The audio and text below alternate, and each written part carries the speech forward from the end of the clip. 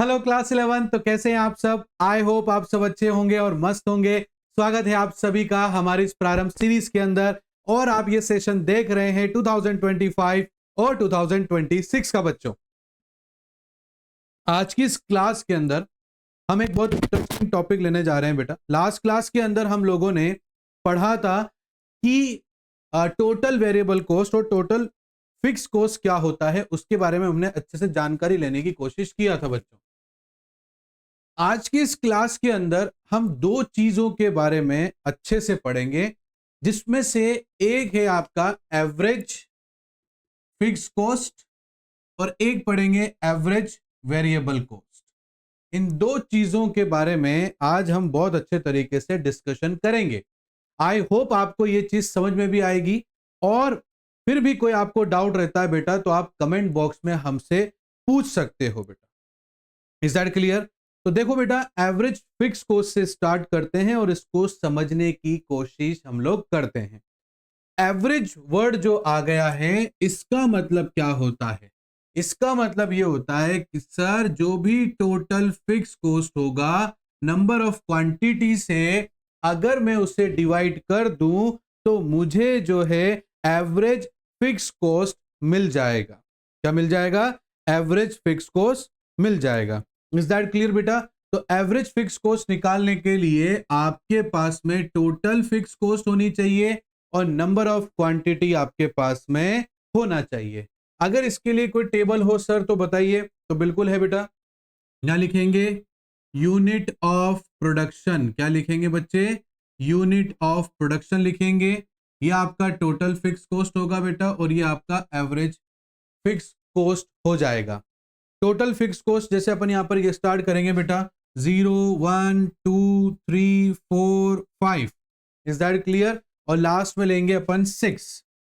Total fix cost आप सभी को पता है, लास्ट क्लास में मैंने बताया था प्रोडक्शन के अंदर बदलाव हो रहे हैं, उस वजह से जो है यहां पर टोटल फिक्स कॉस्ट के अंदर बदलाव बिल्कुल भी नहीं होंगे। फिक्स कॉस्ट जो है always remain same at all the level of the production. तो इसलिए आपका प्रोडक्शन चाहे 0 हो तो भी फिक्स कॉस्ट आपकी क्या रहेगी? फिक्स रहेगी। 1 हो जाए, 2 हो जाए, 3 हो जाए, 4 हो जाए, 5 हो जाए, 6 हो जाए, हर प्रोडक्शन के लेवल पर आपकी जो ये फिक्स कॉस्ट है बेटा वो क्या हो जाएगी? सेम ही रहेगी। अरे मेरी फैक्ट्री में अगर कोई व्यक्ति काम कर रहा है और उसे मैं सैलरी दे रहा हूं तो महीने का मैं 1000 प्रोडक्शन उसकी मदद से करवाऊं चाहे 10,000 कराऊं, उसकी जो सैलरी है वो हमेशा क्या रहेगी? फिक्स रहेगी। प्रोडक्शन के घटने बढ़ने से कोई भी फर्क नहीं देखने को मिलेगा टोटल फिक्स कॉस्ट के अंदर। तो क्या सर ये ऐसा हो सकता है कि एवरेज फिक्स कॉस्ट के अंदर भी बदलाव नहीं होगा? नहीं, बिल्कुल हो सकता है। तो वो कैसे होगा आओ उसके ऊपर बात करते हैं। तो एवरेज फिक्स कॉस्ट कैसे निकालेंगे? तो 20 डिवाइडेड बाय हम क्या करेंगे बेटा? 0 करेंगे तो यहां पर हम कुछ भी नहीं लेंगे।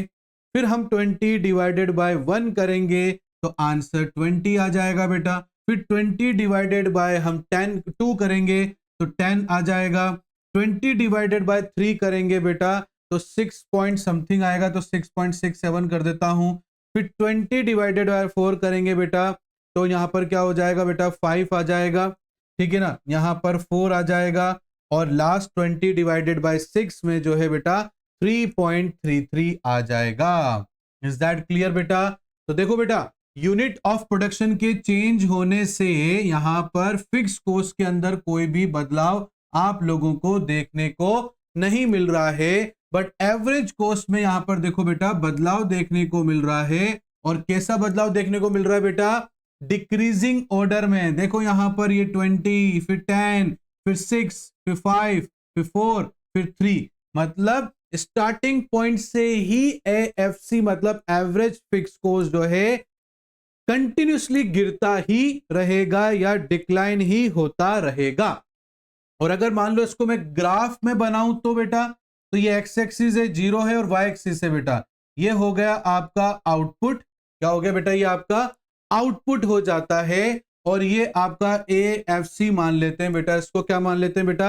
AFC मान लेते हैं या कोस्ट भी लिख सकते हो आप यहाँ पर, ऐसा कोई दिक्कत नहीं, डायरेक्टली कोस्ट भी लिख सकते हो। और यहाँ पर आपका जो AFC बेटा वो ऐसा रहेगा, कंटिन्यू यहां से जो है डिक्लाइनिंग में ही रहेगा। ये आपका AFC हो गया, मतलब एवरेज फिक्स कॉस्ट ये आपका कहलाएगा। Is that clear? आई मेरी बात समझ में आप लोगों को? तो इस तरीके का जो बिहेवियर है वो एवरेज फिक्स कॉस्ट का रहेगा। स्टार्टिंग से ही ये डिक्लाइन होगा बेटा। क्या होगा बच्चे? ये स्टार्टिंग से ही डिक्लाइन होगा। आई होप यहां तक आपको समझ में आया होगा बेटा। अब बात करते हैं एवरेज वेरिएबल कॉस्ट के ऊपर। किसके ऊपर बात करते हैं बेटा? एवरेज वेरिएबल कॉस्ट के ऊपर। अभी तो हमने फिक्स कॉस्ट के ऊपर बात किया था बेटा, अब हम बात करेंगे एवरेज वेरिएबल कॉस्टिंग के ऊपर। तो एवरेज वेरिएबल कॉस्टिंग जाहिर सी बात है, जिस तरीके से एवरेज फिक्स कॉस्ट आया है वैसे एवरेज वेरिएबल कॉस्ट भी आएगा। टोटल वेरिएबल कॉस्ट को नंबर ऑफ क्वांटिटी से आप डिवाइड कर देंगे तो आपके पास में भी क्या आ जाएगा? Average variable cost. Last class में हमने समझा था वेरिएबल कॉस्ट के बारे में, ऐसी कॉस्ट जो प्रोडक्शन के साथ साथ में चेंज हो सकती हो। क्या हो सकती हो बेटा?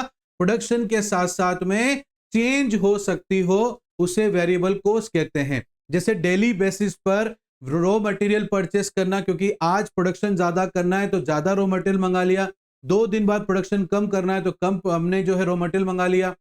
वैसे ही लेबर हो गया बेटा, आज ज्यादा काम था तो ज्यादा लेबर फैक्ट्री में बुलानी पड़ी, अब 2 दिन बाद में कम काम रहेगा तो कम फैक्ट्री में लेबर बुलाएंगे। तो इसको हम फ्रीक्वेंटली चेंज कर सकते हैं प्रोडक्शन की नीड के अनुसार।